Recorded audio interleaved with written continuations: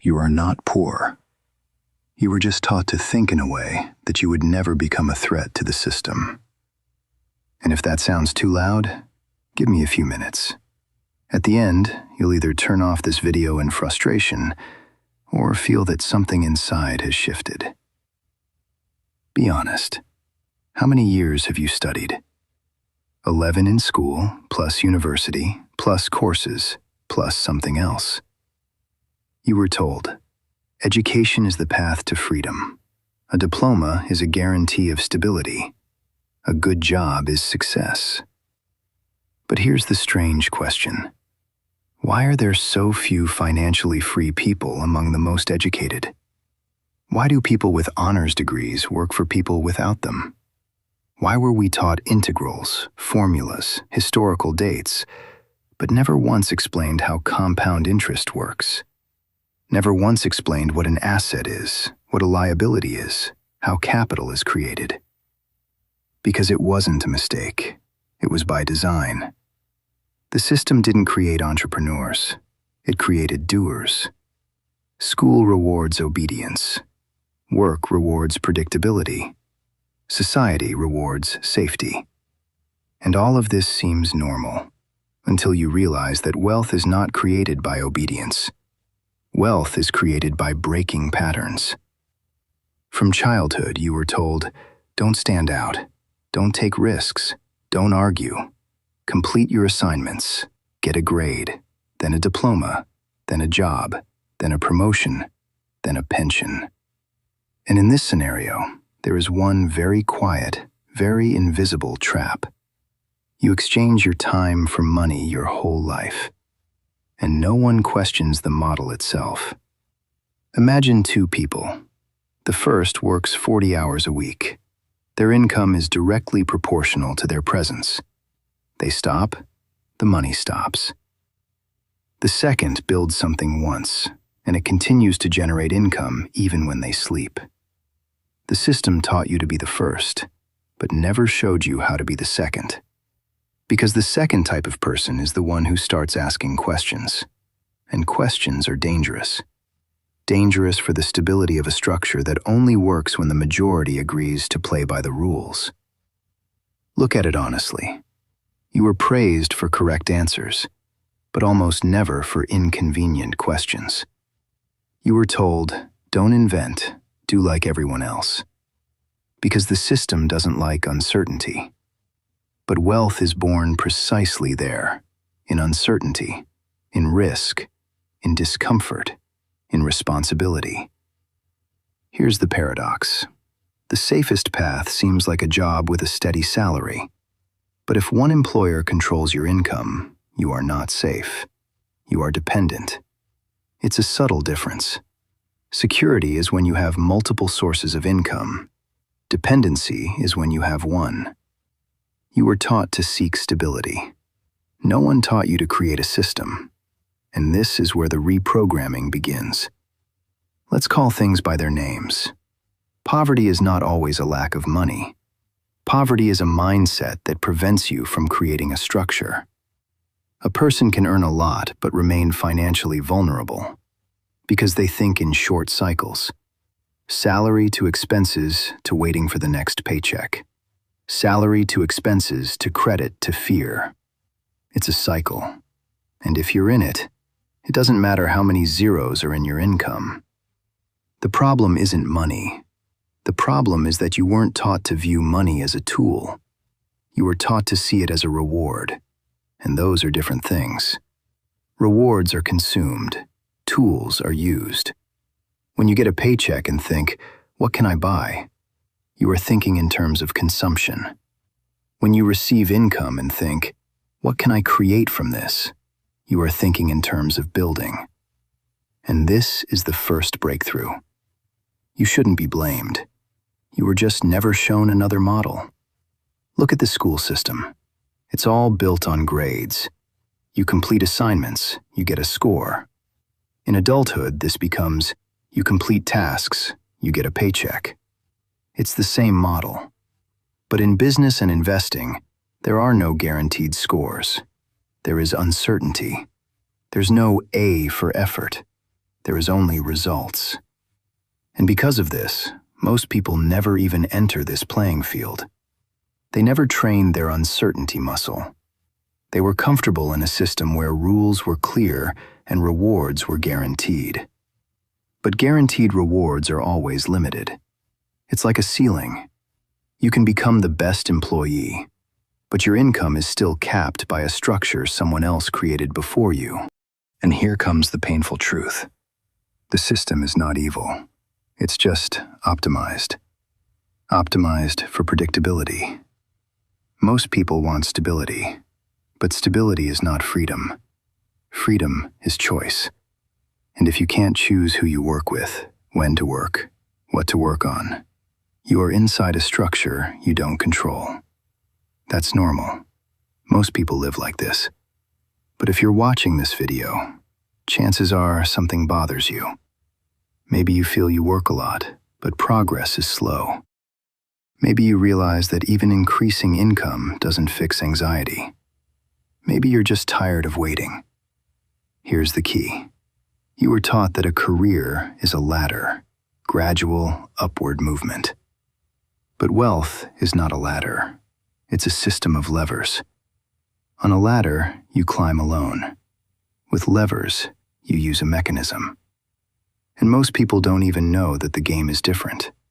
They train to play the first game all their lives. Let's be honest. As a child, you were asked, what do you want to be? A doctor? A lawyer? An engineer? Rarely anyone asked, what system do you want to build? We were programmed for roles, not for ownership. And a role is always dependent. Even high positions are roles in someone else's structure. The real breakthrough begins when you stop asking, where should I work? And start asking, what can I create? It's scarier, because responsibility shifts to you. You can no longer blame your boss, the market, the country, the economy. You either build or you don't. And this is why most people subconsciously avoid this point. Because there are no guarantees there. But there is potential. Poor thinking is not about low intelligence. It's about focusing on short-term comfort. Rich thinking is about patience and structure. When you forego instant gratification for a future lever, the system encourages consumption. New phone, new car, new subscription. It fuels the economy. But it doesn't create freedom for the consumer. Freedom is created by assets. An asset generates income. A liability takes it away.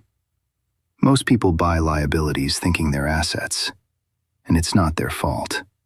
No one explained the difference early on. They were taught to be good employees, not owners. And here comes the moment that may feel uncomfortable. You can stay in this model. There's nothing shameful in a stable job. But if you want a different outcome, you cannot remain in the same logic. A new result requires a new mindset. And this mindset starts with the question, how do I make my income not depend solely on my time? It's a simple question, but its answer flips everything. Because then you start seeking scale, technology, investments, business, content, anything that can live without your physical presence. And here comes a new fear. What if it fails? Of course it won't work the first time. And school played a cruel joke here. It taught you to fear mistakes. In real life, mistakes are part of the process. In the grading system, it's a minus. So people carry the fear of being wrong into adulthood and avoid risk. But risk is not jumping into the dark. Risk is controlled uncertainty. It's calculation. It's strategy. It's diversification. The problem is, we weren't taught these tools. We were taught the right answers, not decision-making. And until you see this, you think the problem is income. When really, the problem is the programming. The programming that says, be careful. Don't stand out. Don't risk. Don't do stupid things. But the bigger question is, can you afford not to take risks? Because inflation risks for you. The economy risks for you. Your employer risks for you. And you're already in the game. You just don't control the rules. And this is where everything starts to change. Not when you earn more, but when you realize you are thinking as a doer and decide to think as an architect. It's the first step, and it happens not in your wallet. It happens in your head, because no one asks the right question. They don't ask you, how do I create an asset? How do I build a system of income? How do I make money come in without my presence? They ask, where do you work? How much do you earn? When's the next raise? And that's a different game. The problem is not that people are stupid. The problem is they were never taught financial thinking. They were taught employee financial discipline. And those are two different systems. Look at the school model. You get assignments, you spend time, you get a grade. Work is the same. You get tasks, you spend time, you get paid. All linear. Now look at entrepreneurship or investing. You spend time now, you build a system, and then the system works without you. It's exponential. But you don't see the exponent immediately. It's boring at the start. It's slow. It's invisible. The linear model gives quick dopamine. You worked a month, you got paid. The exponential model gives pain first, reward later. And most people choose comfort. That's why 90% of people work for money, not because they want to, but because they don't know another scenario. And now the main point. The rich are not born with a money gene. They just understand one rule earlier. Money is a tool. Time is the only true asset, and systems are the multiplier. When you work for money, you exchange time for a fixed amount. When money works for you, you use money to buy assets that generate more money. These are different cash flows. In the first case, it stops when you stop. In the second, it can flow even while you sleep. And here is where the real difference begins. Let's break it down honestly. There are 3 levels of financial reality. First level, survival. A person works to cover bills. Money lasts paycheck to paycheck. Second level, comfort. A person works, has some savings, but still fully dependent on their job. Third level, freedom. A person owns assets. Their expenses are covered by the income these assets generate. Key, moving from level 1 to 2 happens through higher income. Moving from level 2 to 3, through a mindset shift. Most people get stuck at level 2, because a raise gives the illusion of progress. You start earning more. You buy a nicer car, a better apartment, a better phone, and your expenses grow with your income. This is called lifestyle inflation, and the system pulls you back into the wheel. You work more to maintain the level, not to create freedom. Here comes the climactic point. The rich don't start by living larger. They invest the difference. They don't display status. They build assets. And only when the assets generate stable income, they allow themselves luxury, not the other way around.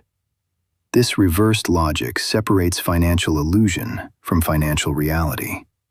Now the question is yours. If your income disappears tomorrow, how long could you survive on your systems? A month? 2? A year? If the answer is 0, you work for money. If the answer is, my assets cover expenses, then money works for you. And this is not moralizing. It's math. Freedom is when your passive income exceeds your expenses. That's it. And that's what you need to plan for.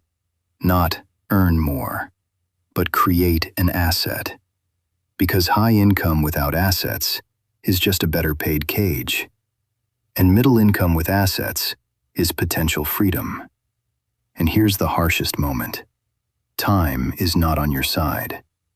Every year you work only for a paycheck, you lose the power of compound interest. Compound interest is the eighth wonder of the world. It works either for you or against you. If you invest, it multiplies your money. If you spend and borrow, it multiplies your debt. And the difference between the rich and the poor is often not in the start, but in the decision. The decision to invest a portion of income monthly. The decision to build a system. The decision not to raise lifestyle with income. The decision to think long-term. It's boring. It doesn't sell beautifully, but it works.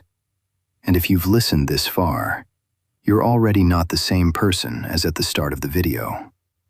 Now you know the main thing. The poor work for money. The rich make money work for them. Not through magic, through structure, through discipline, through understanding that money is not the goal. It's fuel for a system. And the final part. If this video changed your perspective even slightly, hit like.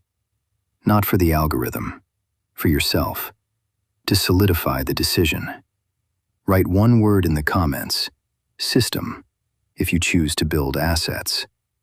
Subscribe if you want to learn to think on a higher level, because next we'll go even deeper. And remember, you are not poor. You either build a system or work inside someone else's.